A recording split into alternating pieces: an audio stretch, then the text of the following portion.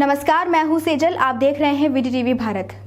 बलिदान की कई कहानियां देखी हैं मैंने, चाहे दुश्मन का चट्टानी अभिमान हो।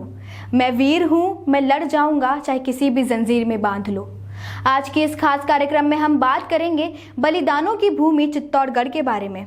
चित्तौड़गढ़ राजस्थान का एक जिला है। यह मेवाड़ की प्राचीन राजधानी थी। भारत के महान वीर महाराणा प्रताप सिंह यहीं के राजा थे। इसे महाराणा प्रताप का गढ़ और जौहर का गढ़ भी कहा जाता है। चित्तौड़गढ़ पे कई राजाओं ने राज किया है और अपने राज्य को बचाने के लिए कई युद्ध भी लड़े हैं। 5वीं सदी में जब मौर्य वंश के शासक चित्रांगन मौर्य ने 7 मील यानी 13 किलोमीटर की लंबाई, 180 मीटर की ऊंचाई और 692 एकड़ में फैली इस पहाड़ी पर एक राज्य बसाया था, तब किसे पता था कि दुनिया का सबसे बुजुर्ग गढ़ यानी चित्तौड़गढ़ हिंदुस्तान की माटी का तिलक बन जाएगा। मौर्य वंश के अंतिम शासक मान सिंह मौर्य के बाद 728 ईस्वी में गोहिल वंश के शासक आए। गोहिलों के शासन के बाद रावल वंश का शासन आया। कहते हैं गोहिलों ने दहेज में राजकुमारी को यह किला भेंट किया था। राजकुमारी से रावल वंश के वंशज बप्पा रावल की शादी हुई थी। 7वीं से 13वीं शताब्दी तक चित्तौड़ वैभव का काल था, लेकिन 14वीं सदी से लेकर 16वीं सदी तक चित्तौड़ ने सबसे बुरा दौर देखा। 7 दरवाजों से घिरे चित्तौड़गढ़ में 7 विशाल दुर्ग दरवाजे हैं, जिसे कोई पार नहीं कर सकता। लेकिन 1303 में खिलजी ने चारों तरफ से गढ़ घेर कर मैदान में डेरा डाल दिया था, क्योंकि वो चित्तौड़गढ़ के अंदर तो नहीं जा सकता था, लेकिन उसने दुर्ग के अंदर राज्य के राशन पानी को बंद कर दिया था।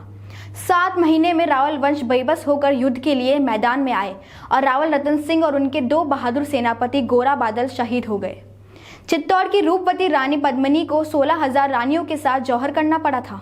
ये पहली बार था जब गढ़ वीरता और साहस बलिदान की अमर कहानी दुनिया ने देखी। कहते हैं अलाउद्दीन खिलजी हठी स्वभाव का था और पद्मिनी को पाने के लिए उसने ये युद्ध किया था, लेकिन हिंदुस्तान की सबसे ताकतवर सेना होने के बाद भी महारानी को नहीं पा सका। इस युद्ध के बाद रावलों के शासन का अंत हो गया था। युद्ध के बाद 13 साल तक अलाउद्दीन खिलजी और उसके बेटे खेजर ने चित्तौड़ पर राज किया था।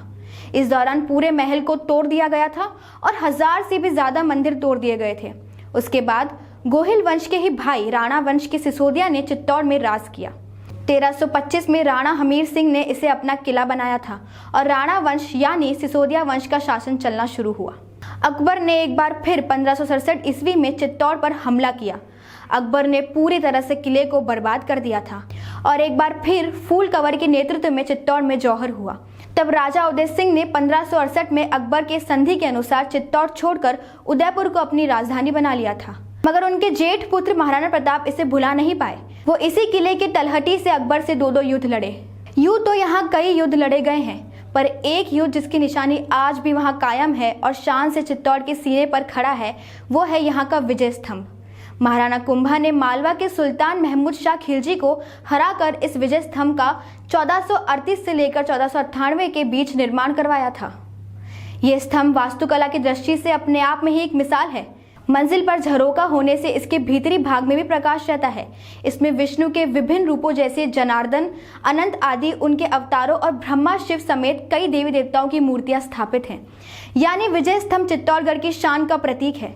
साथ ही माटी के खातिर चित्तौड़गढ़ के राजा अपनी जान की भी परवाह नहीं करते थे। तो ये था चित्तौड़गढ़ का इतिहास। अब मैं आपसे लेती हूँ इजाजत। नमस्कार।